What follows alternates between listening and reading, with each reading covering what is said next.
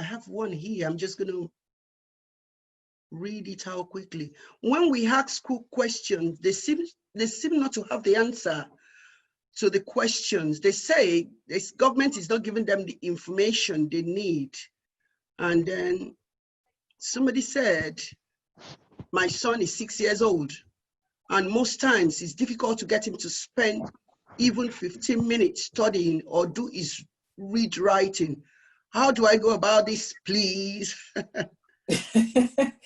Well, I think speaking from, if you don't mind, if I just chip in, Jane, and I'm sure you're coming with, a wealth of information and experience, coming from a perspective of having been a school governor for many years, and also a parent, of children who sort of progressed from, primary right through to secondary.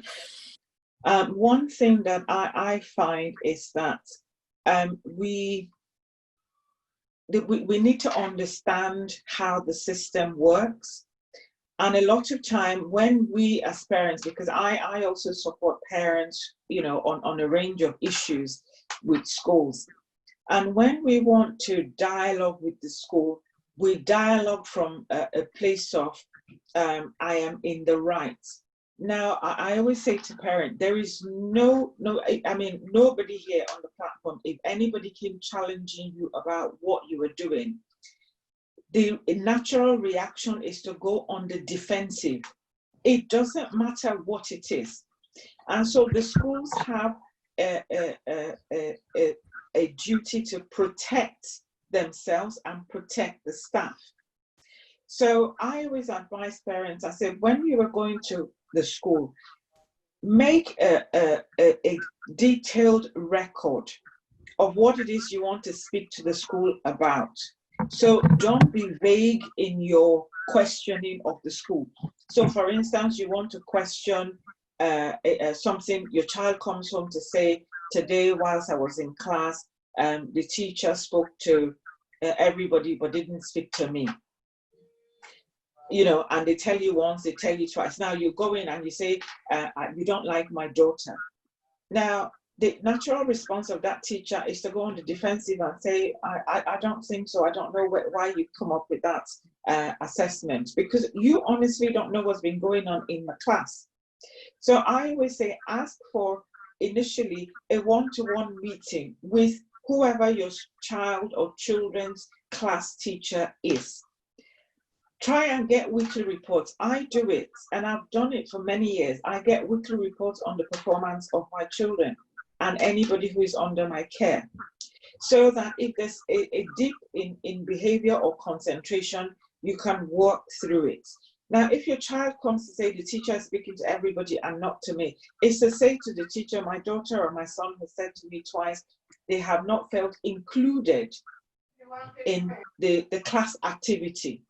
Did you set them a separate assignment? Now, what you were doing is you are now challenging that teacher or that whoever is responsible to give you reasons as to why your child was set something else. So you are saying, I have considered all of the different scenarios, and it could be that, yes, perhaps you have set my child something separate. Could we have a conversation about it?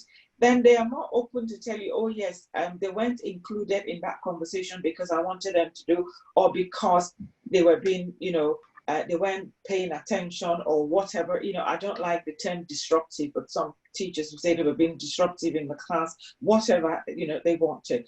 But I don't believe any child is willfully disruptive. So it's how we as parents engage with the teachers. If you engage from a place of knowledge and a place of empathy and understanding, you will get the cooperation. But if you go to any school teacher, any head teacher or a class teacher and come at it from a place of antagonism or aggression and say, you don't like my child, I know you don't like, I've had, I'm giving a personal example now where I've had to challenge a teacher because I felt that their approach to my child was quite biased and quite discriminatory. But how I challenged, made them understand that their behavior was really, it fell short of what they should be displaying as a teacher. I could have gone in quite angry to say, you know, my child has come to me saying X, Y, Z, and I believe X, Y, Z. We will never have resolved it. So I always say to parents when I support them, or even when I attend meetings with them, please don't go in angry. We as Black people, we as African people, we're very emotional in the way we respond. And the system is designed to be intellectual. You have to come at it from a place of objectivity and a place of evidence. When I speak to my fellow Nigerian parents, I am as emotional and as cranked up as I want to be, because I am with people who understand why I'm like that. But when we get into the school space, we cannot be emotional, we can't be cranky, we have to be objective. So it's about ensuring that we're able to understand the system and make the system work for us, not against us. So I'll hand over to Jane now. Thank you very much, Councillor Joel. I was just going to add a couple of things. I mean, my son is 6 years old. It says I can't get them to sit down. Gosh, my son's 24 next week, and my daughter was 21 last month. But I remember this like it was yesterday. And trying to get them to do their homework. I know it wasn't the same as COVID, where it's so much more focused and there's so much more, you know, whole days when you're going to have to try and fill the time. But certainly what I used to do was I had like a goldfish bowl of times table questions and a goldfish bowl of spellings. And if they got 10 right, as soon as they got 10 right, we go for a break and do something else for a little while. I think that's possibly something you could do just on a personal level. That's my experience. So getting them to sit down for any great length of time must be incredibly hard during the COVID crisis, which is why Amazing Grace is just a brilliant idea, because it gives you an opportunity to do something different with somebody different. One thing I should have mentioned in the previous question, I'll mention now because it fits in as well, is that certainly in the Loughborough schools, they've been ringing, the teachers have been ringing pupils and ringing parents throughout the coronavirus lockdown. I'm sure that's probably the case. I can see Councillor Joel is nodding, so I think that's been happening in Leicester as well.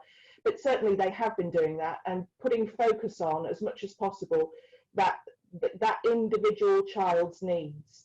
And trying to help them and support the parents through. So I hope that's been happening across the country. I can see some of the questions are from Manchester and things like that. So forgive me, I don't know what's going on across the country, but I would certainly hope that's the case.